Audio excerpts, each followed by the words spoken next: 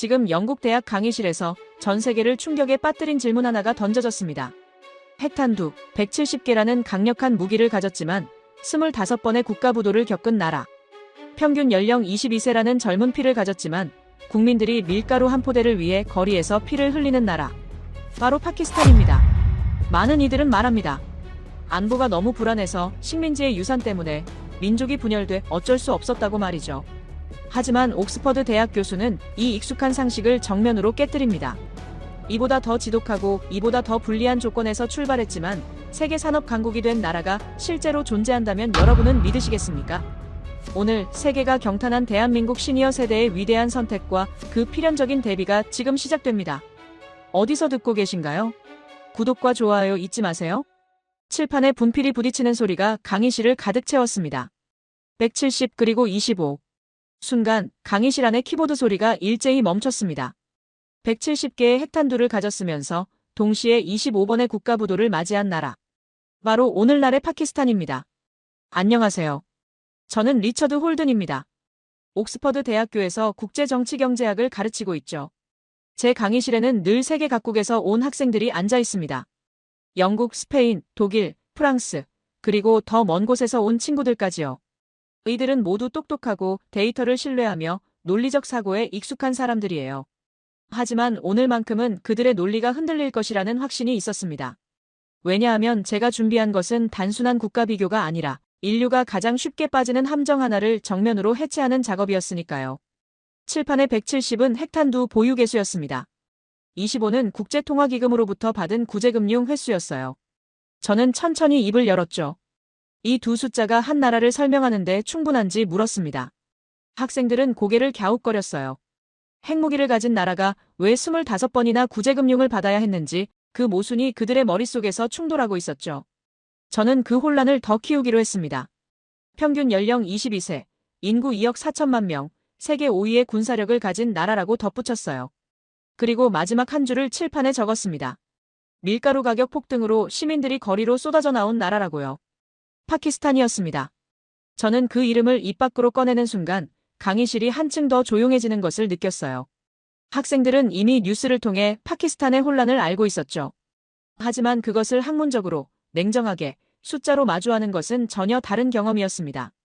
저는 감정을 배제한 채 계속해서 사실만을 나열했어요. 파키스탄은 가난한 나라가 아니라 시스템이 작동을 멈춘 국가라고 정의했습니다. 자원이 없는 것도 아니고 인구가 부족한 것도 아니며 군사력이 약한 것도 아니었죠. 그런데도 이 나라는 반세기가 넘도록 같은 자리에서 맴돌고 있었어요. 잠시 침묵이 흘렀습니다. 그리고 제임스가 손을 들었어요. 영국에서 온 이 학생은 조심스럽게 안보 위협을 언급했습니다. 파키스탄이 건국 직후부터 인도와 세 차례 전쟁을 치렀고 아프가니스탄 분쟁의 한복판에 놓여 있었다는 거였죠. 생존 자체가 불확실한 환경에서 안보에 모든 것을 쏟아부을 수밖에 없었고 그것이 경제 발전을 가로막았다는 논리였습니다. 저는 고개를 끄덕였어요.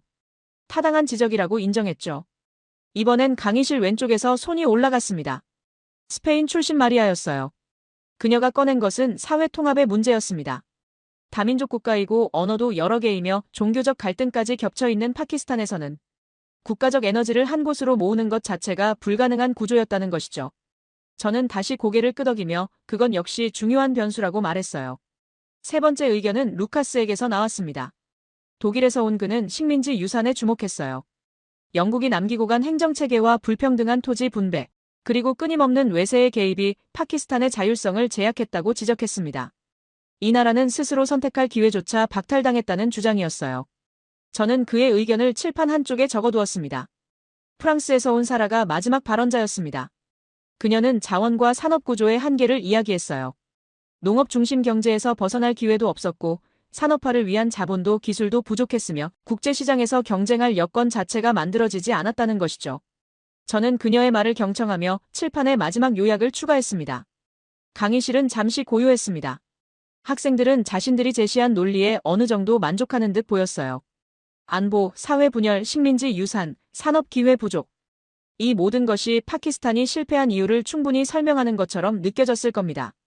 저는 그들의 표정을 하나하나 살폈어요. 그리고 천천히 입을 열었습니다. 좋다고 말했습니다. 여러분이 제시한 모든 요인은 실제로 파키스탄이 직면한 구조적 문제들이라고 인정했어요. 그런데 여기서 질문을 하나 바꿔보자고 제안했죠. 만약 파키스탄보다 더 불리한 조건에서 출발했지만 지금은 세계적 반열에 오른 나라가 있다면 믿겠느냐고 물었습니다. 학생들의 눈빛이 달라졌어요. 의심과 호기심이 뒤섞인 표정이었죠. 저는 분필을 들고 칠판으로 다가갔습니다. 그리고 천천히 또박또박 5글자를 적어 내려갔어요. 코리아. 한국이라는 이름이 칠판에 새겨지는 순간 강의실의 공기가 또 한 번 바뀌는 것을 느낄 수 있었습니다. 학생들은 잠시 멍하니 그 글자를 바라봤어요. 그리고 곧 작은 웅성거림이 시작되었죠. 저는 그들에게 시간을 주었습니다. 한국이라는 이름이 그들의 머릿속에서 어떤 이미지로 자리 잡고 있는지 지켜봤어요. 아마도 삼성, 현대, K-팝, 반도체 같은 단어들이 떠올랐을 겁니다. 하지만 그들은 아직 몰랐죠. 그 나라가 70년 전 어떤 모습이었는지, 그리고 그 출발점이 파키스탄과 비교했을 때 얼마나 절망적이었는지를요. 저는 다시 말을 이어갔습니다. 이제부터 우리가 할 일은 간단하다고 했어요. 여러분이 파키스탄을 옹호하며 제시한 모든 조건을 한국에 대입해보는 것이라고 말했죠. 안보 위협, 사회 분열, 식민지 유산, 산업 기회 부족. 이 모든 것을 하나씩 비교하면서 과연 한국이 정말로 더 유리한 출발선에 있었는지 검증해보자고 제안했습니다. 학생들은 노트북을 열기 시작했어요. 데이터를 찾기 시작한 거죠. 저는 그 모습을 보며 미소를 지었습니다. 이제 진짜 강의가 시작되는 거였으니까요. 그들은 곧 깨닫게 될 것이었어요. 한국이 성공한 이유가 운이 아니었다는 것을, 그리고 파키스탄이 실패한 이유가 조건 때문만은 아니었다는 것을요. 칠판에 적힌 코리아라는 글자를 바라보며 저는 오늘 강의가 단순한 국가 비교를 넘어설 것임을 확신했습니다.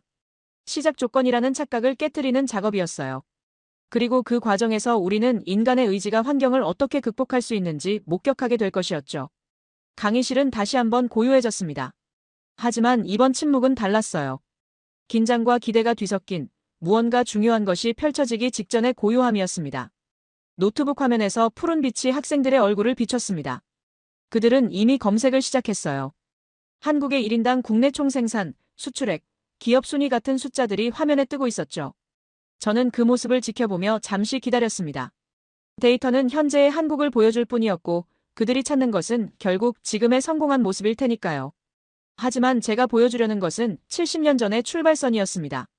그 간극을 깨닫는 순간이 오기까지 저는 인내심을 발휘하기로 했어요. 제임스가 가장 먼저 손을 들었습니다. 그의 표정에는 확신이 서려 있었어요. 미국의 보호를 받았다는 사실을 언급했죠. 한국은 냉전시대 미국의 핵심 동맹국이었고 막대한 군사 원조와 경제 지원을 받았다고 말했습니다. 파키스탄과는 비교할 수 없는 수준의 후원이었다는 거예요. 그는 심지어 주한미군의 존재를 강조하며 한국은 사실상 미국의 우산 아래서 경제개발에만 집중할 수 있었던 특수한 경우라고 정리했습니다. 저는 그의 말을 끊지 않았어요. 오히려 칠판에 그가 말한 요점을 적어두었죠. 미국의 보호, 군사원조, 경제지원. 그 단어들이 분필로 새겨지는 동안 강의실의 다른 학생들도 고개를 끄덕이고 있었습니다. 그들도 같은 생각이었던 거예요. 마리아가 거들었습니다. 단일 민족이라는 특수성을 지적했어요. 한국은 언어도 하나, 문화도 하나, 혈통도 하나인 나라였고 그렇기 때문에 국가적 목표를 향해 일사불란하게 움직일 수 있었다고 주장했습니다. 파키스탄처럼 여러 민족과 언어가 뒤섞여 있지 않았기 때문에 가능했던 일이라는 거였죠. 그녀는 사회학 논문까지 언급하며 동질성이 높은 사회일수록 집단 행동이 효율적이라는 연구 결과를 덧붙였습니다. 팔짱을 낀 채 들었어요. 단일 민족, 사회적 동질성. 이 단어들도 조용히 추가했습니다. 학생들의 주장이 하나씩 쌓여가고 있었죠. 그들은 지금 한국의 성공을 설명하기 위한 변수들을 찾고 있었고 그 변수들은 모두 한국이 처음부터 가지고 있던 유리함을 가리키고 있었습니다. 루카스가 세 번째 논거를 제시했습니다. 권위주의 체제를 언급했어요. 한국은 민주주의가 아니라 강력한 독재 정권 아래서 경제 개발을 밀어붙였고 그 과정에서 인권과 자유를 희생시켰다고 지적했습니다. 억지로 성장한 나라라는 표현까지 썼죠. 그는 이것이 정당한 발전 모델이 아니며 파키스탄과 비교하는 것 자체가 공정하지 않다고 주장했습니다. 민주적 절차를 무시하고 위에서 아래로 명령을 내리는 시스템이었기에 빠른 성장이 가능했다는 논리였어요. 사라는 더 근본적인 질문을 던졌습니다.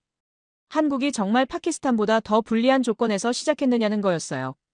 그녀는 회의적인 눈빛으로 저를 바라보며 두 나라의 출발점이 같다는 전제 자체를 의심했습니다. 한국은 일제강점기를 거치며 이미 어느 정도 근대화된 인프라를 가지고 있었고 교육 수준도 높았으며 산업 기반도 있었다고 말했어요. 반면 파키스탄은 그런 것조차 없이 맨 땅에서 시작해야 했다는 주장이었습니다. 강의실의 분위기가 명확해졌습니다. 학생들은 이제 한국을 파키스탄과 비교하는 것 자체를 거부하고 있었어요. 한국은 특수 사례이고 비교 대상이 될 수 없으며 애초에 조건 자체가 달랐다는 결론으로 모이고 있었죠. 저는 그들의 얼굴을 하나씩 살폈습니다. 확신에 찬 표정들이었어요.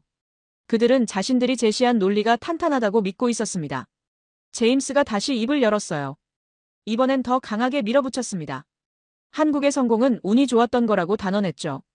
냉전이라는 시대적 배경, 미국의 전략적 필요, 일본과의 지리적 근접성, 이 모든 것이 맞아떨어진 결과라고 말했습니다. 만약 파키스탄이 한국과 같은 위치에 있었다면 지금쯤 파키스탄도 성공했을 거라는 가정까지 내놓았어요. 마리아가 동의하며 고개를 끄덕였습니다. 지정학적 위치의 중요성을 강조했어요. 한국은 동아시아라는 경제적으로 역동적인 지역 한복판에 있었고 파키스탄은 중동과 남아시아의 불안정한 지역에 끼어 있었다고 비교했죠. 출발선이 다르다는 주장이 점점 더 구체화되고 있었습니다. 저는 여전히 말없이 칠판에 그들의 주장을 정리했습니다. 미국의 보호, 단일 민족, 권위주의, 일제의 유산, 지정학적 행운. 이 모든 단어가 칠판을 채워갔어요. 학생들은 제가 반박하지 않는 것을 보며 더욱 확신에 찬 표정을 지었습니다. 그들은 아마도 제가 인정한 것이라고 생각했을 거예요. 루카스가 마무리하듯 말했습니다. 결국 한국은 역사적으로 운이 좋았던 나라이고 그 행운을 실패한 나라와 비교하는 것은 학문적으로 적절하지 않다는 거였어요. 그는 심지어 다른 사례를 들어야 한다고 제안했습니다. 한국 대신 조건이 비슷한 다른 나라를 찾아서 비교하는 게 맞다는 주장이었죠. 강의실이 조용해졌습니다. 학생들은 더 이상 할 말이 없다는 듯 저를 바라봤어요. 그들의 눈빛에는 만족감이 담겨 있었습니다. 자신들이 제시한 논리가 충분히 설득력 있다고 믿고 있었던 거죠. 저는 분필을 내려놓고 천천히 그들을 향해 돌아섰습니다. 잠시 침묵이 흘렀어요. 저는 칠판에 적힌 단어들을 다시 한번 훑어봤습니다. 미국의 보호, 단일 민족, 권위주의, 일제의 유산, 지정학적 행운. 모두 한국이 가진 유리함을 가리키는 단어들이었죠. 그리고 학생들은 이 단어들이 한국의 성공을 설명하는 충분한 이유라고 생각하고 있었습니다. 저는 천천히 입을 열었어요. 목소리는 낮고 차분했습니다. 여러분이 지금 하고 있는 것이 무엇인지 아느냐고 물었죠. 학생들은 의아한 표정을 지었습니다. 저는 계속 말을 이어갔어요. 여러분은 지금 한국이 처음부터 유리했다는 가정에서 출발하고 있다고 지적했습니다. 제임스가 고개를 가로저었어요. 가정이 아니라 사실이라고 반박했습니다. 데이터가 있고 역사적 기록이 있으며 누구나 인정하는 사실이라는 거였죠. 마리아도 거들었습니다. 한국이 특별한 조건을 가지고 있었다는 것은 학계의 정설이라고 말했어요. 저는 고개를 끄덕였습니다. 좋다고 말했어요. 그렇다면 이제 하나씩 확인해보자고 제안했습니다. 여러분이 말한 그 유리한 조건들이 정말로 한국만 가지고 있었는지, 그리고 그것이 정말로 성공을 보장하는 조건이었는지 검증해보자는 거였죠. 저는 칠판에 적힌 단어들을 천천히 훑었습니다. 미국의 보호, 단일 민족, 권위주의, 일제의 유산, 지정학적 행운. 이 모든 것을 하나씩 파키스탄과 대조해보겠다고 선언했어요. 객관적으로, 냉정하게, 데이터로요. 학생들은 여전히 확신에 차 있었습니다. 그들은 자신들이 제시한 논리가 흔들리지 않을 거라고 믿고 있었어요. 하지만 저는 알고 있었죠. 이 칠판에 적힌 단어들이 하나씩 무너질 것이라는 걸요. 강의실에 긴장감이 흘렀습니다. 저는 분필을 들고 칠판 앞에 섰어요. 이제 진짜 비교가 시작될 차례였습니다. 첫 번째 단어를 가리켰습니다. 미국의 보호. 학생들이 가장 먼저 내세운 논리였죠. 제임스는 여전히 확신에 차 있었어요. 한국이 미군의 우산 아래서 안전하게 경제에만 집중할 수 있었다는 그의 주장은 강의실 전체가 공유하는 생각처럼 보였습니다. 파키스탄은 달랐다는 거였어요. 제임스는 다시 한번 강조했습니다. 건국 직후부터 인도와 세 차례 전쟁을 치렀고 캐시미르 분쟁은 지금도 계속되고 있으며 서쪽으로는 아프가니스탄의 혼란이 국경을 넘어왔다고 설명했죠. 국가 예산의 상당 부분을 군사비로 쏟아부을 수밖에 없었고 결국 핵무기 개발에까지 나서야 했다는 논리였습니다. 생존이 불확실한 상황에서 경제 개발은 사치였다는 거예요. 저는 잠시 침묵했습니다. 그의 말이 끝나기를 기다렸죠. 그리고 조용히 질문을 던졌어요. 그렇다면 한국은 평화로웠냐고요? 안보 위협이 없었냐고요? 제임스는 잠깐 머뭇거렸습니다. 물론 북한이 있었지만 그래도 미군이 지켜주지 않았냐는 반응이었어요. 휴전선은 있었지만 실제 전쟁은 끝난 상태였고 미국이라는 강력한 보호자가 있었기 때문에 파키스탄과는 비교할 수 없다는 주장이었죠. 저는 천천히 반박을 시작했습니다. 한국은 지금도 휴전 상태라고 말했어요. 전쟁이 끝난 게 아니라 잠시 멈춘 것뿐이라고요. 휴전선 너머에는 세계에서 가장 군사화된 국가가 있고 그 뒤에는 중국과 러시아가 버티고 있으며 언제든 전쟁이 재개될 수 있는 구조였다고 설명했습니다. 실제로 1960년대부터 1970년대까지 북한의 도발은 끊이지 않았어요. 청와대 기습, 울진 삼척 무장공비 침투, 판문점 도끼만행. 이건 단순한 긴장이 아니라 실제 무력 충돌이었죠. 마리아가 끼어들었습니다. 그래도 미군이 있지 않았냐는 거였어요. 그 존재 자체가 억지력이 되지 않았냐고 물었죠. 저는 인정했습니다. 미군은 있었다고요. 하지만 그게 경제 개발을 보장해준 건 아니었다고 덧붙였어요. 숫자를 하나 제시했습니다. 한국은 1950년대부터 1970년대까지 국내 총생산의 약 4%에서 6%를 국방비로 지출했다고요. 안보 위협이 사라진 게 아니었습니다. 한국도 파키스탄처럼 군대를 유지해야 했고 무기를 사야 했으며 전쟁에 대비해야 했어요. 미군의 존재가 국방비를 제로로 만들어준 게 아니라는 거죠. 루카스가 반론을 제기했습니다. 그래도 파키스탄보다는 나은 거 아니냐는 거였어요. 저는 그에게 물었습니다. 파키스탄의 국방비 비율을 아느냐고요. 그는 대답하지 못했어요. 제가 알려줬죠. 파키스탄은 국내 총생산의 3%에서 4%를 국방비로 썼다고요. 오히려 한국보다 낮았습니다. 강의실이 조용해졌어요. 학생들은 예상하지 못한 숫자에 당황하는 기색이었죠. 저는 계속 말을 이어갔습니다. 안보 위협의 크기가 문제가 아니라 그 위협 속에서 무엇을 선택했는가가 문제라고 설명했어요. 한국이 선택한 것은 병진이었습니다. 안보와 경제를 동시에 밀어붙이는 거였죠. 한 손에는 총을, 다른 한 손에는 망치를 든 셈이었어요. 군대는 유지하되 경제를 포기하지 않았고 안보 위협을 핑계 삼지 않았습니다. 오히려 그 위기감을 동력으로 삼았죠. 사라가 의문을 제기했습니다. 그게 가능했던 건 결국 미국의 원조 덕분 아니냐는 거였어요. 원조가 있었기에 군사비 부담을 줄이고 경제에 투자할 수 있었다는 주장이었죠. 저는 그녀를 바라봤습니다. 그리고 한 가지 사실을 상기시켰어요. 미국의 원조는 공짜가 아니었다고요. 1960년대 한국은 베트남 전쟁에 30만 명이 넘는 병력을 파견했습니다. 파월 장병들은 정글 속에서 목숨을 걸었고 그 대가로 받은 것이 일부 외화였어요. 이건 원조가 아니라 거래였습니다. 피와 땀으로 번 돈이었죠. 더 있었습니다. 한국의 젊은이들은 서독의 지하 1000m 광산으로 내려갔어요. 간호사들은 낯선 땅에서 밤낮 없이 일했고 중동 건설 현장에서는 50도가 넘는 폭염 속에서 생명을 담보로 외화를 벌어왔습니다. 이게 원조였을까요?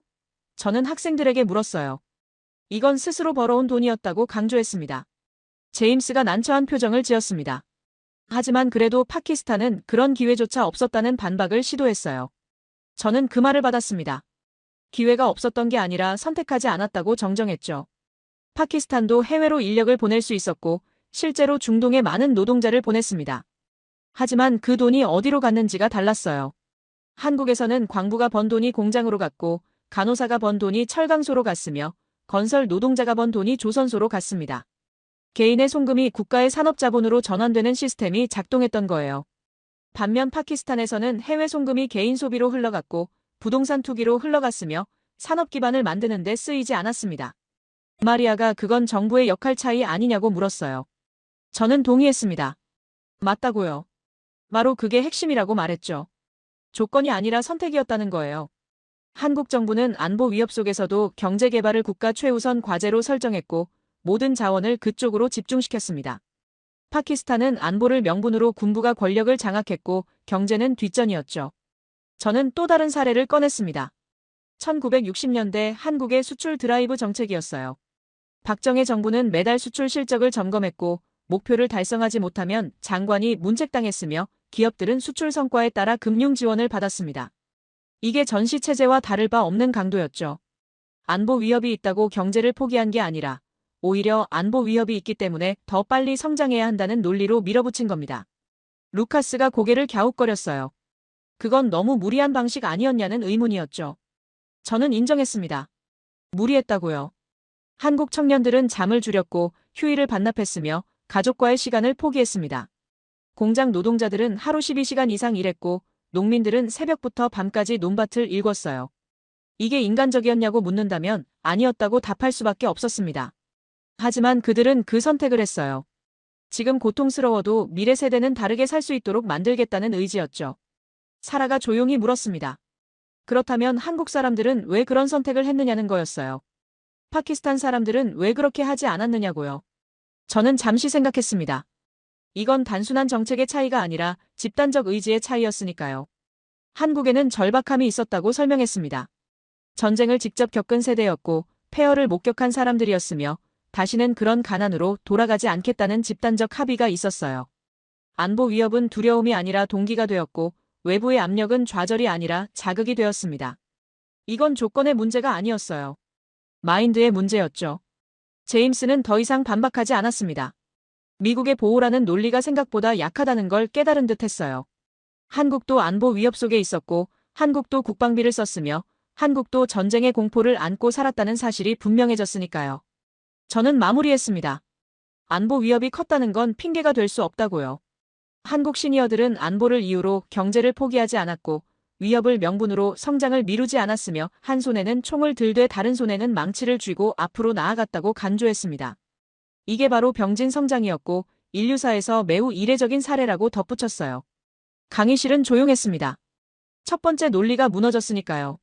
잠시 정적이 흘렀습니다. 안보 논리가 생각보다 약했다는 걸 학생들도 느낀 듯 했어요. 하지만 포기하지 않았죠. 마리아가 다시 손을 들었습니다. 두 번째 주장을 꺼낼 차례였어요. 단일 민족이라는 카드였습니다. 마리아는 이번에는 더 신중하게 말문을 열었어요. 한국이 안보 위협 속에서도 성장할 수 있었던 건 사회적 동질성 덕분이라는 거였죠. 같은 언어, 같은 문화, 같은 혈통을 가진 사람들이 한 방향을 바라볼 수 있었기에 가능했다고 주장했습니다. 반면 파키스탄은 펀자브, 신드, 발루치, 파슈툰 등 여러 민족이 섞여 있고 언어만 해도 우르두어, 펀자브어, 신디어, 파슈투어 등 수십 개가 넘는다고 설명했어요. 루카스가 그 논리를 이어받았습니다. 민족 갈등이 국가 에너지를 분산시켰다는 거였어요. 파키스탄에서는 중앙정부가 무언가를 추진하려 해도 각 지역의 반발이 심했고 민족 간 불신이 정책 집행을 가로막았으며 결국 국가 전체가 하나의 목표로 뭉칠 수 없는 구조였다고 분석했습니다. 이건 지도자의 역량이나 정책의 문제가 아니라 구조적 한계라는 주장이었죠. 저는 그들의 말을 들으며 창밖을 잠깐 바라봤습니다. 옥스퍼드의 오래된 건물들이 보였어요. 수백 년 된 돌벽들이 여전히 견고하게 서 있었죠. 그리고 다시 학생들을 향해 돌아섰습니다. 질문 하나를 던졌어요. 단일 민족이라는 게 정말 유리한 조건이었을까요? 한국이 처음부터 하나로 뭉쳐 있었다고 생각하느냐고 물었습니다. 제임스가 당연하다는 표정을 지었어요. 같은 민족이니까 당연히 결속력이 강했을 거라는 반응이었죠. 저는 천천히 반박을 시작했습니다. 1950년 한국전쟁 직후의 상황을 설명했어요. 남한 인구의 3분의 1이 난민이었습니다. 북에서 내려온 사람들, 집을 잃은 사람들, 가족을 잃은 사람들이 뒤섞여 있었죠. 같은 민족이라고 해서 서로를 신뢰했을까요? 아니었습니다. 오히려 의심과 경계가 만연했어요. 북에서 왔다는 이유로, 이념이 다르다는 이유로, 심지어 고향이 다르다는 이유로 사람들은 서로를 경계했습니다. 더 심각한 건 물질적 파괴였어요. 전쟁으로 모든 게 사라졌습니다. 공장도 학교도 다리도 집도 폐허가 되었죠. 내 것이라고 부를 만한 게 없었고 내 것을 구분할 이유도 없었습니다. 모두가 빈손이었으니까요. 이 상황에서 민족적 동질성이 무슨 의미가 있었겠어요? 사라가 끼어들었습니다. 그래도 언어가 통했잖냐는 거였어요. 의사소통이 되니까 협력이 가능했다는 주장이었죠. 저는 잠시 멈췄습니다. 그리고 되물었어요. 언어가 통한다고 협력이 자동으로 일어나는 건가요? 아니라고 답했습니다. 언어는 도구일 뿐이에요. 중요한 건 그 언어로 무엇을 말하느냐였죠. 1960년대 한국 농촌을 떠올려 보라고 했습니다. 마을마다 파벌이 있었고 집안 간 갈등이 있었으며 이웃끼리도 서로 견제했어요. 같은 민족이라는 사실이 이 갈등을 없애주지 않았습니다. 그럼 어떻게 바뀌었느냐는 질문이 나올 걸 예상했어요. 마리아가 정확히 그 질문을 던졌죠. 저는 대답했습니다. 의지로 바뀌었다고요. 새마을 운동을 언급했습니다. 1970년대 시작된 이 운동은 단순히 농촌을 개발하는 게 아니었어요. 사람들의 마인드를 바꾸는 작업이었죠. 내 집만 잘 되면 된다는 생각을 우리 마을이 함께 잘 되어야 한다는 생각으로 전환시키는 거였습니다. 지붕을 고치는 것도 혼자가 아니라 마을 전체가 함께 했고 길을 만드는 것도 각자가 아니라 공동으로 했어요. 루카스가 의문을 제기했습니다. 그건 정부가 강제한 거 아니냐는 거였어요. 위에서 지시해서 어쩔 수 없이 따른 것 아니냐고요. 저는 부정하지 않았습니다. 강제성이 있었다고 인정했어요. 하지만 그게 전부는 아니었다고 덧붙였죠. 사람들은 참여했습니다. 강제였든 자발이었든 결과적으로 마을이 달라지는 걸 목격했고 그 변화가 자신의 삶을 실제로 개선시킨다는 걸 경험했어요. 처음엔 마지못해 했던 일이 점차 자발적 참여로 바뀌었고 개인의 이익과 공동체의 이익이 일치한다는 걸 깨달았습니다. 이게 민족성이 만든 결과일까요? 아니었어요. 공동 목표가 만든 결과였습니다. 제임스가 반박을 시도했습니다. 그래도 같은 민족이니까 그런 설득이 통한 거 아니냐는 거였어요. 다민족 사회에서는 불가능했을 거라는 주장이었죠. 저는 그에게 물었습니다. 파키스탄에도 공동 목표가 있었냐고요. 침묵이 답이었습니다. 파키스탄은 독립 이후 명확한 국가 비전을 제시하지 못했어요. 이슬람 국가라는 정체성은 있었지만 그게 구체적으로 무엇을 의미하는지 어떤 나라를 만들 것인지는 모호했습니다. 민족 간 갈등을 해소할 상위 목표가 없었던 거죠. 반면 한국은 명확했습니다. 가난에서 벗어나자. 이게 전부였어요. 단순하지만 강력한 목표였죠. 지역이 어디든 집안이 어떻든 이념이 무엇이든 상관없이 모두가 공감할 수 있는 목표였습니다. 민족이 사람들을 묶은 게 아니라 이 공동 목표가 사람들을 묶었어요. 사라가 조심스럽게 물었습니다. 그렇다면 한국 사람들은 왜 그 목표에 동의했느냐는 거였어요. 파키스탄 사람들도 가난에서 벗어나고 싶었을 텐데 왜 못했느냐고요. 저는 잠시 고민했습니다. 이건 단순한 정책 비교를 넘어서는 질문이었으니까요. 그리고 대답했어요. 한국에는 전쟁이라는 공통 경험이 있었다고요. 모든 사람이 폐허를 받습니다. 모든 가정이 상처를 입었고 모든 마을이 파괴되었으며 모든 세대가 굶주림을 겪었어요. 이 공통 경험이 사람들을 묶었죠. 다시는 그런 시절로 돌아가지 말자는 집단적 합의가 형성되었습니다. 이게 민족적 동질성보다 강한 결속력을 만들어냈어요. 마리아가 여전히 납득하지 못한 표정이었습니다. 파키스탄도 분단과 전쟁을 겪었다고 지적했어요. 저는 동의했습니다. 맞다고요. 하지만 그 경험을 어떻게 해석했느냐가 달랐다고 설명했죠. 파키스탄은 분단을 외부 탓으로 돌렸습니다. 영국 탓, 인도 탓, 국제 정세 탓으로요. 반면 한국은 전쟁을 자신의 문제로 받아들였어요.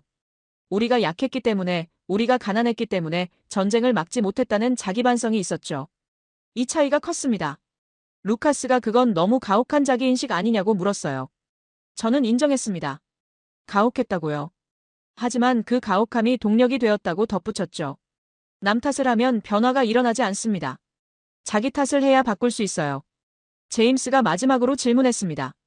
그렇다면 민족적 동질성은 아무 역할도 하지 않았냐는 거였어요. 저는 부정하지 않았습니다.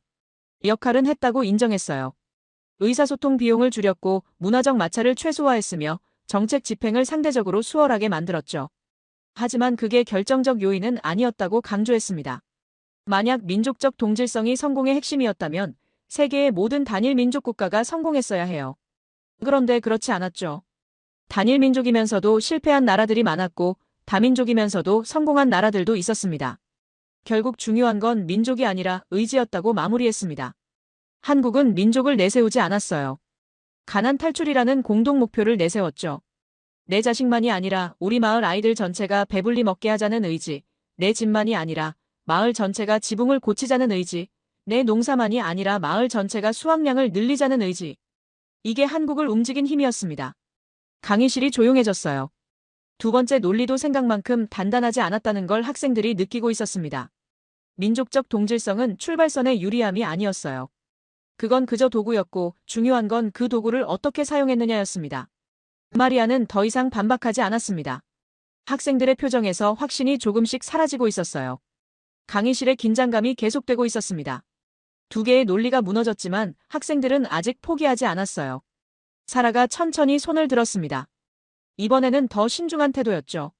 그녀가 꺼낸 건 산업구조의 문제였습니다. 파키스탄은 산업화할 기회 자체가 없었다는 주장이었어요. 건국 당시부터 농업 중심 경제였고 공업 기반은 전무했으며 자본도 기술도 시장도 없는 상태였다고 설명했습니다. 국제시장에 진입할 여건 자체가 만들어지지 않았다는 거였죠. 루카스가 거들었습니다. 세계 경제 질서 속에서 후발주자는 선발주자를 따라잡기 어렵다는 이론까지 언급하며 파키스탄의 실패는 어쩌면 예정된 것이었다고 말했어요. 저는 잠시 그들을 바라봤습니다. 그리고 물었죠. 한국은 달랐냐고요. 한국에는 자본이 있었냐고, 기술이 있었냐고, 시장이 있었냐고요. 제임스가 주저하며 대답했습니다. 일제강점기에 유산이 있지 않았냐는 거였어요. 최소한의 공업시설과 인프라가 남아있었다는 주장이었죠. 저는 천천히 반박을 시작했습니다. 1945년 해방 이후 한국의 남은 산업시설은 대부분 북쪽에 있었다고 설명했어요. 수력발전소, 화학공장, 중공업시설 대부분이 북한 지역에 집중되어 있었고 남한은 주로 농업지대였습니다. 게다가 전쟁으로 남아있던 것마저 폐허가 되었죠. 1953년 한국의 상황은 파키스탄보다 나을 게 없었습니다. 숫자를 제시했어요. 1960년 한국의 1인당 국민소득은 79달러였습니다. 파키스탄은 그보다 높았어요. 수출액을 비교하면 더 명확했죠. 한국은 연간 3천만 달러 수준이었고 주요 수출품은 텅스텐 광석과 생선이었습니다. 이게 공업국가의 모습일까요? 아니었어요. 한국도 파키스탄처럼 농업과 1차 산업에 의존하는 나라였습니다. 마리아가 그렇다면 어떻게 바뀌었느냐고 물었어요. 저는 대답했습니다. 선택으로 바뀌었다고요. 한국은 농업국가에 머물지 않기로 결정했습니다. 불가능해 보였지만 공업국가로 가겠다는 결단을 내렸죠. 1960년대 초반 한국 정부가 세운 계획을 설명했습니다. 수출주도 공업화 전략이었어요. 자본도 없고 기술도 없지만 일단 만들어서 팔겠다는 거였죠. 세계가 비웃었습니다. 무엇을 만들 건데? 누가 살 건데? 어떻게 경쟁할 건데? 질문만 쏟아졌어요. 하지만 한국은 시작했습니다. 섬유부터였어요. 가장 단순한 제조업이었죠. 면화를 수입해서 실을 뽑고 천을 짜고 옷을 만들어서 수출했습니다. 기술이 필요 없었고 자본도 적게 들었으며 노동력만 있으면 가능한 일이었어요. 한국은 여기서 출발했습니다.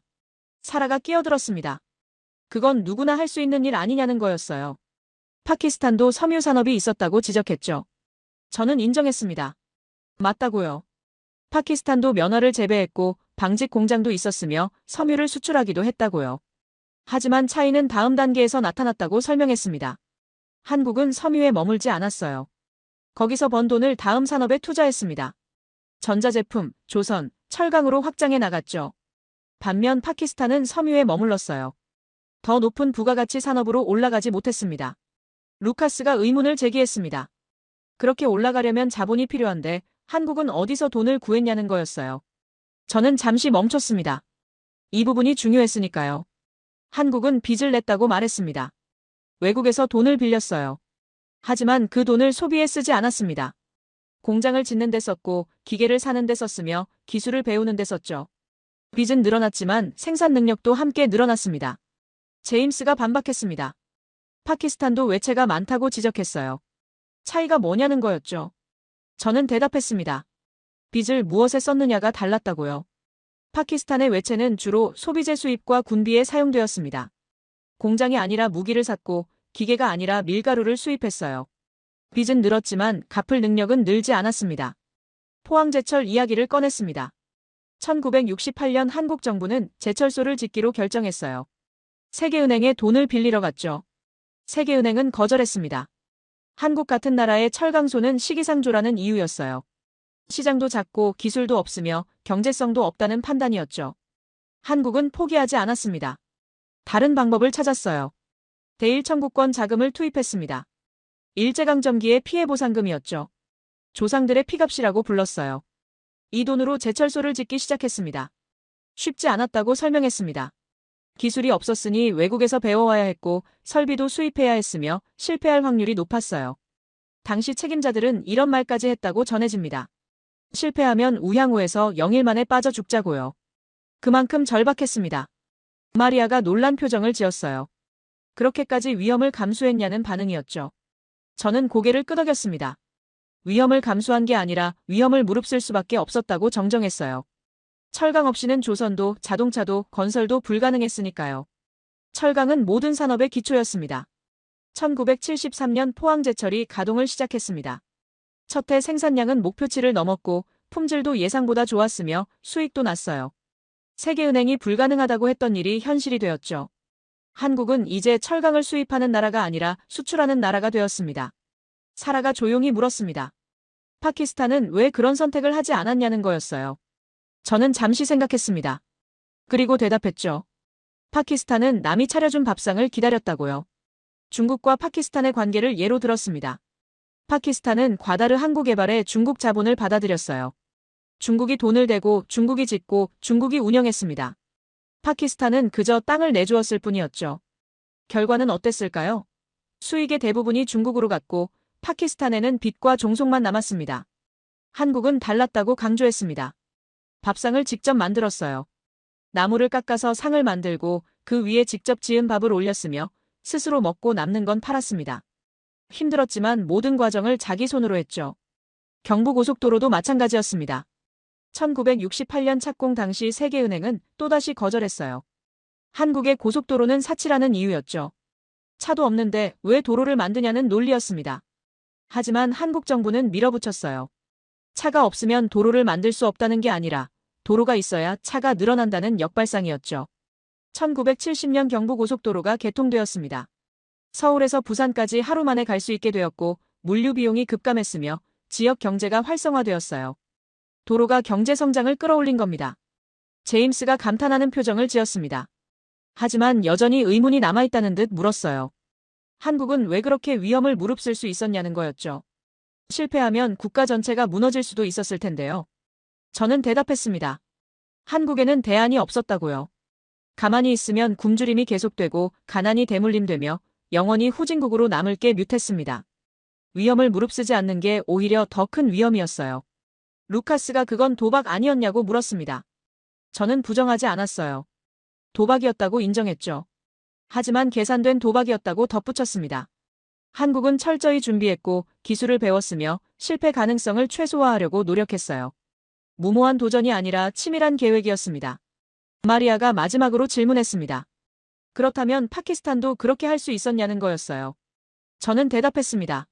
할 수 있었다고요. 조건은 비슷했으니까요. 하지만 선택이 달랐습니다. 한국은 기회를 기다리지 않았다고 마무리했습니다. 기회를 강제로 만들어냈어요. 폰이 자동차, 조선소, 제철소 하나하나가 불가능을 가능으로 바꾼 결과였죠. 세계 시장을 두드리고 거절당하고 다시 두드리는 집요한 축적의 역사였습니다. 루카스가 작게 한숨을 내쉬었습니다. 산업기회의 유무가 문제가 아니라는 걸 받아들이는 듯했죠. 잠시 침묵이 흘렀지만 학생들은 완전히 물러서지 않았습니다. 루카스가 다시 자세를 바로 했어요. 그의 눈빛에는 여전히 확신이 남아있었죠. 이번에는 더 근본적인 질문을 던질 차례였던 것 같았습니다. 식민지 유산을 다시 꺼냈어요. 파키스탄이 영국의 지배를 받은 세월이 얼마나 길었는지, 그 과정에서 형성된 불평등한 구조가 얼마나 뿌리 깊은지 설명했습니다. 토지 제도는 왜곡되었고 행정체계는 착취를 위해 설계되었으며 교육 시스템마저 식민 지배자를 위한 것이었다고 지적했죠. 독립 이후에도 이 구조는 그대로 남아 파키스탄의 발목을 잡았다는 주장이었어요. 제임스가 거들었습니다.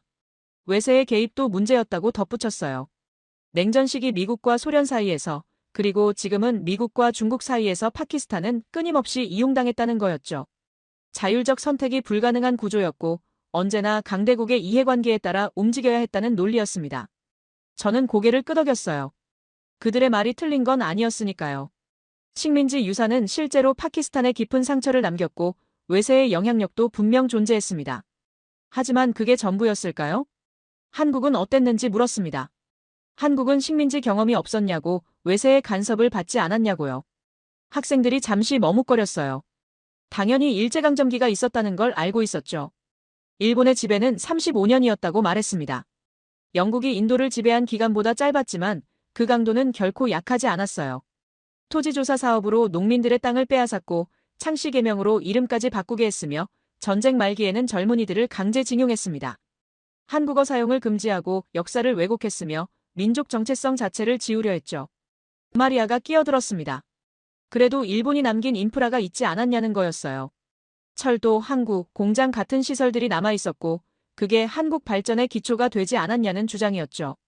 저는 잠시 멈췄습니다. 그리고 반문했어요. 그 시설들이 누구를 위한 것이었는지 생각해봤냐고요. 일본이 만든 철도는 한국 사람을 위한 게 아니었다고 설명했습니다. 자원을 수탈해가기 위한 통로였어요. 공장도 마찬가지였죠. 한국의 산업화가 아니라 일본의 전쟁 물자 생산을 위한 것이었습니다. 게다가 대부분은 북쪽에 집중되어 있었고 남한에는 별로 남은 게 없었어요. 전쟁으로 그나마 있던 것도 파괴되었죠. 더 중요한 건 정신적 유산이었다고 강조했습니다. 식민지 지배는 사람들의 자존감을 무너뜨렸어요. 스스로 할 수 없다는 무력감을 심었고 외세에 의존하는 습관을 만들었으며 주체성을 잃게 만들었습니다. 이게 물리적 파괴보다 더 깊은 상처였어요. 사라가 조심스럽게 물었습니다. 그렇다면 한국은 어떻게 그 상처를 극복했냐는 거였어요. 저는 잠시 생각했죠. 이게 핵심 질문이었으니까요. 한국은 선택했다고 대답했습니다. 외세를 탓하는 대신 외세를 이용하기로요. 1960년대 한국의 외교 전략을 설명했습니다. 미국과의 관계에서 한국은 단순히 원조를 받는 나라로 머물지 않았어요. 베트남 파병을 통해 외화를 벌었고 그 돈을 산업화 자본으로 썼습니다. 일본과 국교를 정상화하면서는 청구권 자금을 받아냈고 그걸 제철소와 고속도로에 투자했어요. 감정적으로는 불편했지만 실리를 택했죠. 제임스가 그건 결국 외세에 의존한 거 아니냐고 반박했습니다. 저는 고개를 저었어요. 의존과 활용은 다르다고 설명했죠. 의존은 상대방이 주는 걸 받기만 하는 겁니다. 활용은 주고받는 거예요. 한국은 베트남에 군대를 보냈고 그 대가를 받았습니다. 일본과는 조약을 맺고 보상금을 받았어요. 서독에는 광부와 간호사를 보내고 외화를 벌어왔죠. 이건 시혜가 아니라 거래였습니다. 루카스가 여전히 납득하지 못한 표정이었어요. 파키스탄도 외국과 거래를 했다고 지적했습니다. 미국으로부터 군사 원조를 받았고 중국으로부터 차관을 받았으며 중동 국가들과도 관계를 맺었다고요. 맞다고 인정했습니다. 하지만 그 거래의 결과가 달랐다고 덧붙였어요. 파키스탄이 받은 원조는 주로 소비로 갔습니다. 밀가루를 수입하고 무기를 사고 정부 예산을 메우는 데 썼죠. 생산 능력을 키우는 데는 쓰지 않았어요. 중국과의 관계가 대표적이라고 설명했습니다. 중국 파키스탄 경제회랑 사업에서 파키스탄은 엄청난 차관을 받았어요. 하지만 그 돈으로 만든 인프라의 소유권과 운영권은 중국이 가져갔습니다. 파키스탄은 빚만 늘어났고 수익은 중국으로 흘러갔죠. 이게 활용이 아니라 종속이었습니다. 한국은 달랐다고 강조했습니다.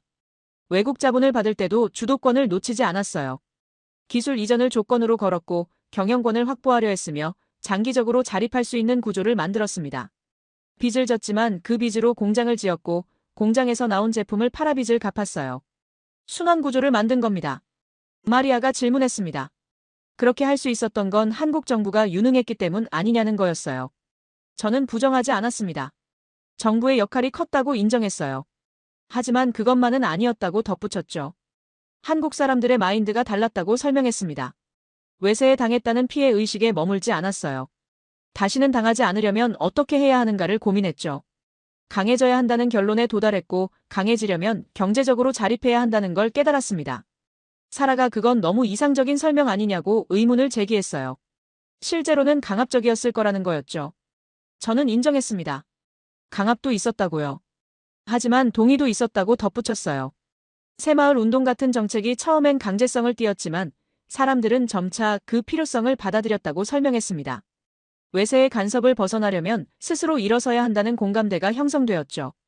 개인의 희생이 필요하다는 걸 알면서도 참여했어요. 미래 세대만큼은 외세에 휘둘리지 않고 살게 하겠다는 의지였습니다. 제임스가 조용히 물었습니다. 파키스탄 사람들은 그런 의지가 없었냐는 거였어요. 저는 잠시 망설였습니다. 이건 민감한 질문이었으니까요. 의지가 없었던 건 아니라고 대답했습니다. 하지만 방향이 달랐다고 설명했어요. 파키스탄은 외세로부터의 독립을 이슬람 정체성 확립으로 풀려고 했습니다. 경제적 자립이 아니라 종교적 순수성에 집중했죠. 인도에 대한 적대감을 국가 정체성의 핵심으로 삼았고 그 결과 안보와 군사에만 매달리게 되었습니다. 한국은 경제를 선택했다고 강조했습니다. 외세로부터 진짜 자유로워지려면 경제적으로 강해져야 한다는 판단이었어요. 이념이나 정체성보다 실리를 택했죠. 일본을 미워했지만 일본과 손잡았고 미국이 불편해도 미국을 활용했으며 독일이 멀어도 독일에 사람을 보냈습니다. 감정보다 결과를 중시한 겁니다. 루카스가 그건 굴욕적이지 않았냐고 물었어요. 저는 인정했습니다. 굴욕적이었다고요. 일본에 머리 숙이는 것도 미국에 군대 보내는 것도 독일 광산에서 일하는 것도 자존심 상하는 일이었습니다. 하지만 한국 시니어들은 지금의 자존심보다 미래의 자립을 택했어요. 그 결과가 어땠는지 물었습니다. 1960년대 외채 의존국이었던 한국은 2000년대 채권국이 되었어요. 원조를 받던 나라가 원조를 주는 나라로 바뀌었죠. 외세에 이용당하던 나라가 외세와 대등하게 협상하는 나라가 되었습니다. 이게 자립이었어요. 마리아가 더 이상 반박하지 않았습니다. 식민지 유산과 외세 간섭은 분명 존재했지만 그게 실패의 변명이 될 수는 없다는 걸 깨달은 듯했어요. 한국도 같은 조건에 있었고 오히려 더 참혹한 경험을 했지만 그걸 극복하는 방법을 찾았으니까요. 저는 정리했습니다. 외세는 피할 수 없는 현실이라고요. 중요한 건 그 현실을 어떻게 다루느냐였죠. 피해자로 머물 것인가, 주체로 일어설 것인가. 한국은 후자를 택했고 그 선택이 오늘의 결과를 만들었습니다. 제임스가 한 가지 더 묻고 싶다는 표정을 지었어요. 그의 시선이 칠판에 적힌 단어들을 훑고 있었습니다. 안보, 민족, 산업, 외세. 모두 구조와 환경에 관한 것들이었죠. 그가 천천히 입을 열었습니다. 결국 사람은 어떻게 다를 수 있었냐는 질문이었어요. 사람이라는 변수였습니다. 제임스의 질문은 핵심을 찔렀어요. 조건과 구조를 다 비교했지만 결국 그 안에서 움직인 건 사람들이었으니까요. 저는 잠시 생각을 정리했습니다. 그리고 대답했어요. 청년을 보면 답이 나온다고요. 파키스탄과 한국의 청년들이 선택한 길은 완전히 달랐다고 설명했습니다. 같은 시대, 비슷한 나이, 똑같이 가난했던 청년들이었지만 그들이 간 방향은 정반대였어요. 파키스탄의 청년들은 떠났습니다. 1970년대부터 중동 오일붐이 시작되자 수십만 명의 젊은이들이 사우디아라비아, 쿠웨이트, 아랍에미리트로 향했어요. 건설 현장에서 일했고 공장에서 일했으며 서비스업에 종사했죠. 열심히 일했고 돈을 벌었으며 고국에 송금했습니다. 마리아가 그게 나쁜 건가요? 라고 물었어요. 가족을 먹여 살리기 위한 선택 아니었냐는 거였죠. 저는 고개를 끄덕였습니다. 나쁘지 않다고요. 당연한 선택이었다고 인정했어요. 하지만 그 돈이 어디로 갔는지가 문제였다고 덧붙였습니다. 파키스탄 청년들이 보낸 송금은 주로 가족의 생활비로 쓰였습니다. 식비, 의료비, 주거비를 충당했어요. 일부는 땅을 사는 데 쓰였고 또 일부는 결혼 비용으로 나갔죠. 개인과 가족에게는 도움이 되었지만 국가 차원에서 산업자본으로 축적되지는 않았습니다. 소비였지 투자가 아니었어요. 루카스가 반문했습니다. 한국도 해외 송금이 많았다고 지적했어요. 서독 광부, 중동 건설 노동자들이 보낸 돈 말이죠. 저는 맞다고 인정했습니다. 한국 청년들도 해외로 나갔다고요. 하지만 그들이 번 돈의 흐름이 달랐다고 설명했어요. 한국 정부는 해외 송금을 산업화 자금으로 유도했습니다. 은행 시스템을 통해 들어온 외화를 기업에 저리로 대출해줬고 그 돈으로 공장이 지어졌으며 수출 산업이 확장되었어요. 개인의 송금이 국가의 투자로 전환되는 메커니즘이 작동한 겁니다. 물론 강제성도 있었죠. 하지만 결과적으로 그 돈은 미래 산업의 종잣돈이 되었습니다. 사라가 질문했습니다. 그렇다면 국내에 남은 청년들은 어땠냐는 거였어요. 저는 이 부분이 더 중요하다고 강조했습니다. 한국의 공장에는 특별한 풍경이 있었다고 설명했어요. 낮에는 미싱을 돌리고 밤에는 책을 펴는 청년들이었죠. 여공들은 일과가 끝나면 야간 학교로 갔습니다. 검정고시를 준비했고 중학교 졸업장을 땄으며 고등학교 과정을 공부했어요. 심지어 대학 진학을 꿈꾸는 이들도 있었습니다. 제임스가 의아한 표정을 지었어요. 왜 그렇게까지 했냐는 거였죠. 저는 대답했습니다. 그들은 단순 노동자로 남고 싶지 않았다고요. 한국의 청년들은 공장을 학교로 만들었습니다. 선배가 후배에게 기술을 가르쳤고 낮에 배운 공정을 밤에 노트에 정리했으며 외국인 기술자가 작업하는 모습을 훔쳐보며 익혔어요. 그들은 학습하는 엔진이었습니다. 구체적인 사례를 들었습니다. 1970년대 구로공단의 한 전자공장 이야기였어요. 일본인 기술자가 회로 기판을 수리하는 모습을 지켜보던 한국인 노동자가 있었습니다. 그는 퇴근 후 공장에 몰래 남아 같은 작업을 따라해봤어요. 실패하고 다시 시도하고 또 실패하면서 결국 방법을 터득했죠. 그가 습득한 기술은 다른 동료들에게 전파되었고 결국 그 공장은 일본인 기술자 없이도 돌아갈 수 있게 되었습니다. 마리아가 감탄하는 표정을 지었습니다. 하지만 여전히 의문이 남아있다는 듯 물었어요. 왜 파키스탄 청년들은 그렇게 하지 않았냐는 거였죠. 저는 잠시 망설였습니다. 이건 단순히 개인의 선택이 아니라 사회 전체의 분위기와 관련된 문제였으니까요. 파키스탄에서는 교육이 계층 상승의 도구가 아니라 계층을 구분하는 선이었다고 설명했어요. 가난한 집 아이는 공부할 기회 자체가 적었고 설령 공부를 하더라도 좋은 일자리로 이어지지 않았으며 결국 해외로 나가는 게 더 현실적인 선택이 되었습니다. 한국은 달랐다고 강조했습니다.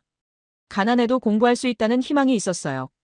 공장에서 일하면서도 학력을 올릴 수 있었고 학력이 올라가면 더 나은 일자리를 얻을 수 있었으며 실제로 그런 사례들이 속출했죠. 이게 선순환을 만들었습니다. 루카스가 그건 결국 교육제도의 차이 아니냐고 지적했습니다. 저는 부정하지 않았어요. 제도도 중요했다고 인정했죠. 한국 정부는 야간학교를 지원했고 직업훈련을 확대했으며 기술자를 우대하는 정책을 폈습니다. 하지만 제도만으로는 부족했다고 덧붙였어요. 청년들 스스로의 의지가 있었다고 설명했습니다. 지금은 힘들어도 배워두면 나중에 쓸모가 있을 거라는 믿음이었어요.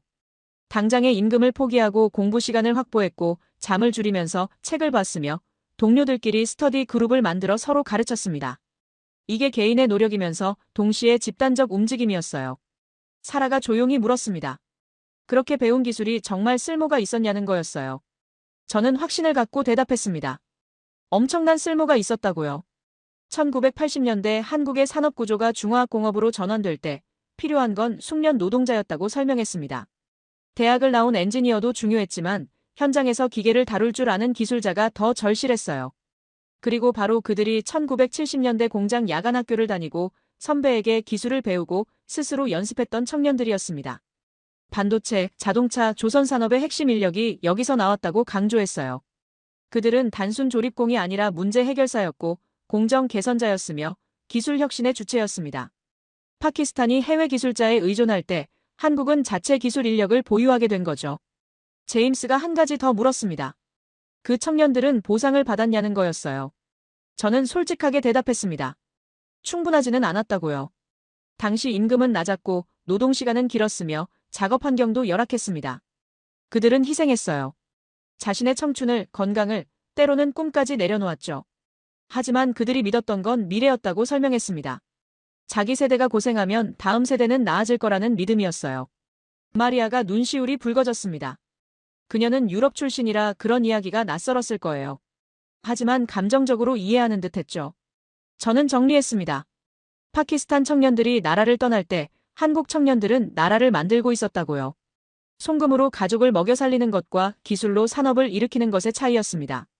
둘 다 가치 있는 선택이지만 국가의 미래라는 관점에서 보면 결과가 달랐어요. 루카스가 마지막으로 물었습니다.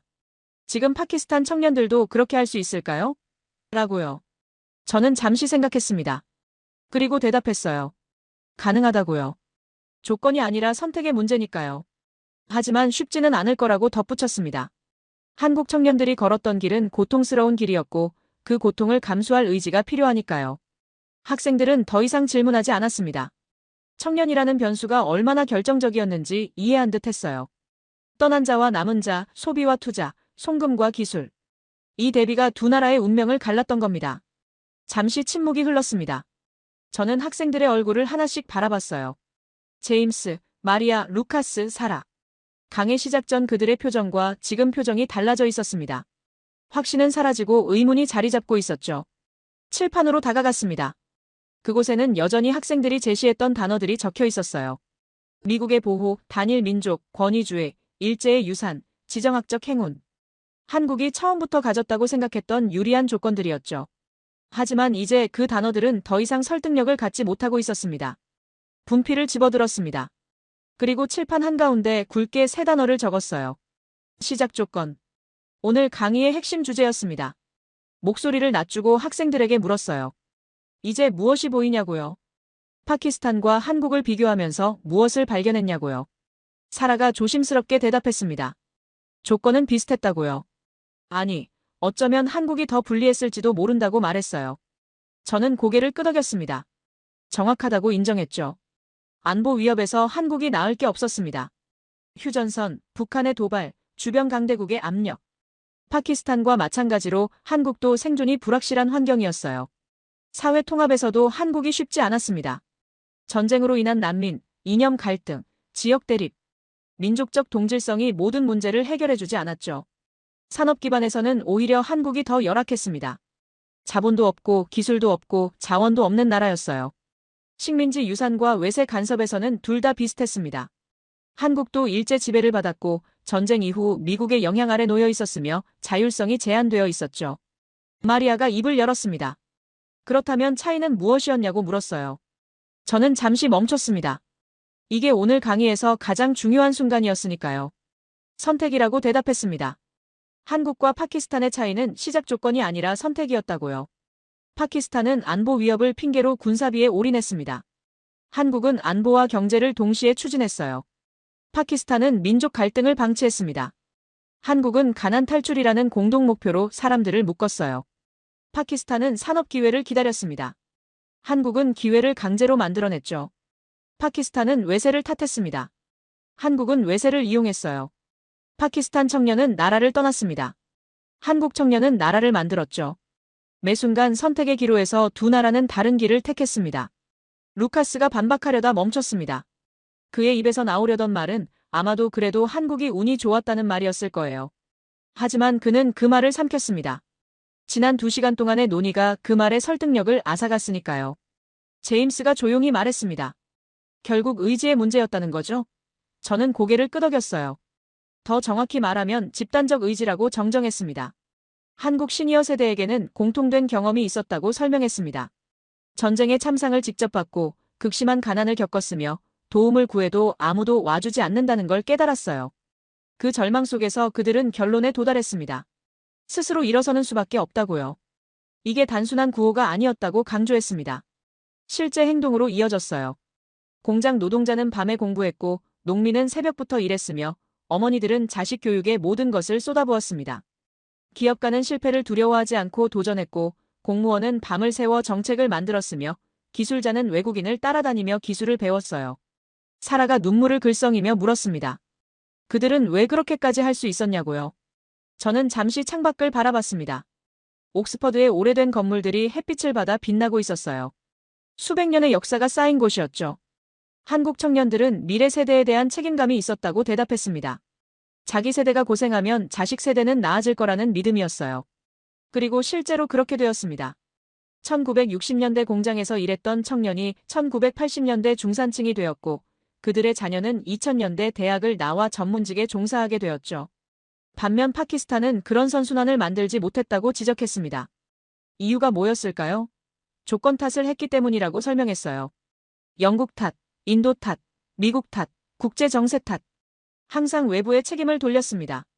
그러면 변화가 일어나지 않아요. 내가 바꿀 수 있는 건 내 행동뿐이니까요. 마리아가 고개를 숙였습니다. 그녀는 스페인 출신이라 식민지 지배를 했던 나라의 역사를 알고 있었을 거예요.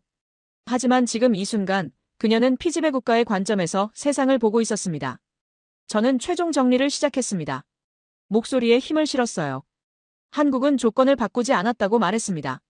휴전선을 없애지 못했고 자원을 만들어내지 못했으며 지정학적 위치를 옮기지 못했어요. 조건은 그대로였습니다. 하지만 한국은 조건 위에서 끝까지 버텨냈다고 강조했습니다. 불리한 조건을 핑계 삼지 않았고 유리한 조건을 기다리지 않았으며 주어진 조건 안에서 최선을 다했어요. 그리고 그 최선이 쌓여서 결국 조건 자체를 극복하는 결과를 만들어냈습니다. 시작 조건은 중요하지만 결정적이지 않다고요. 더 중요한 건 그 조건을 어떻게 다루느냐, 어떤 선택을 하느냐, 얼마나 끈질기게 버티느냐였습니다. 제임스가 노트북을 닫았습니다. 루카스는 펜을 내려놓았어요. 사라는 고개를 들어 칠판을 바라봤고 마리아는 깊은 숨을 내쉬었습니다. 강의실에 고요가 내려앉았어요. 저는 마지막 문장을 던졌습니다. 파키스탄이 실패한 이유는 조건이 나빴기 때문이 아니라고요. 선택이 잘못되었기 때문이라고요. 그리고 한국이 성공한 이유는 조건이 좋았기 때문이 아니라고요. 선택이 옳았기 때문이라고요. 운이 좋았다는 말은 더 이상 나오지 않았습니다. 학생들은 침묵했지만 그 침묵은 동의의 침묵이었어요. 데이터를 신뢰하는 이들이 데이터 앞에서 무릎을 꿇은 겁니다. 저는 분필을 내려놓았습니다. 오늘 강의는 여기까지였어요. 하지만 학생들의 머릿속에서는 지금부터 진짜 강의가 시작될 거라고 확신했습니다. 그들은 앞으로 다른 나라를 볼 때, 다른 사람을 평가할 때 조건이 달랐다는 말을 쉽게 꺼내지 못할 거예요. 제임스가 조용히 물었습니다. 교수님, 그렇다면 지금 우리는 어떤 선택을 해야 할까요? 라고요. 저는 미소를 지었습니다. 그건 여러분이 답할 문제라고 대답했죠. 강의실을 나서면서 뒤돌아봤습니다. 학생들은 여전히 자리에 앉아 있었어요. 칠판에 적힌 단어들을 바라보고 있었죠. 시작 조건. 그 세 글자가 이제는 다른 의미로 다가올 겁니다. 복도를 걸으며 생각했습니다. 한국 시니어 세대는 위대했다고요. 그들은 조건을 탓하지 않았고 운을 기대하지 않았으며 오직 의지로 미래를 만들어냈습니다. 이 이야기가 옥스퍼드 강의실에서 증명되었다는 사실이 의미심장했어요. 세상 어디선가 누군가는 여전히 조건을 탓하고 있을 겁니다. 하지만 오늘 이 강의실에서는 적어도 이 학생들에게는 그 변명이 더 이상 통하지 않게 되었습니다. 그것만으로도 오늘 강의는 충분히 가치가 있었어요. 저는 리처드 홀든입니다. 그리고 오늘 저는 한국이라는 나라를 학문적으로 증명했습니다.